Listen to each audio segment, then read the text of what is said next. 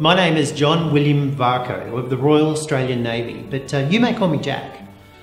I guess you're wondering why I'm sitting here dressed all formal. I'm quite embarrassed to admit it, but I'm just about to leave to see my... But I guess we best start at the start of things. I was born on the 20th of July 1887 at Baker's Swamp near Wellington. I caught the train each day to attend Dubbo Public School. How I love that train ride. We lived on the land, but farm life was not for me. I wanted to see the world and have a life full of adventures. So as soon as I turned 16, I enlisted in the Navy as a boy, second class, and commenced training on board the ship Tingara. All us lads in training became known as the Tingara Boys. Initially, I learned obedience, seamanship, and that everything had to be completed at double time. And everything was completed barefoot, even on frost-cold days. Shoes were only worn when on parade, gunnery training, or when going ashore for Sunday divine service. I scrubbed and polished that ship every day from dusk till dawn. I had rope burns from shimmying up and down the rigging. I was so exhausted in the mornings I could hardly lift my head to start it all over again. When was I going to travel the world? Shortly after my basic training was finished, I saw service on the HMAS Cerberus, the Pioneer, and the destroyer HMAS Parramatta. The highlight of my career came in November 1917 when HMAS Parramatta went to rescue the stricken Italian steamer, the Orione, off the Italian coast.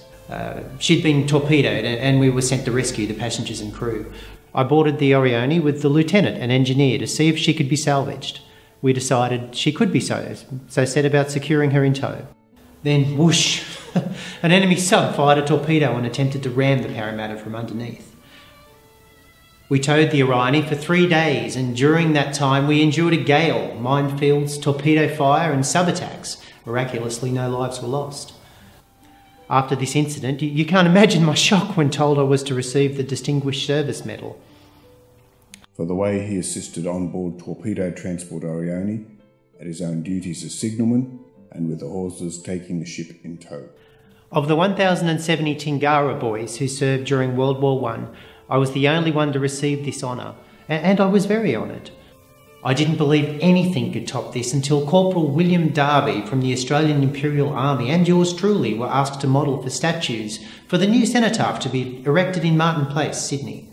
Can you believe it? This boy from Dubbo Public School will have a statue of him in Martin Place.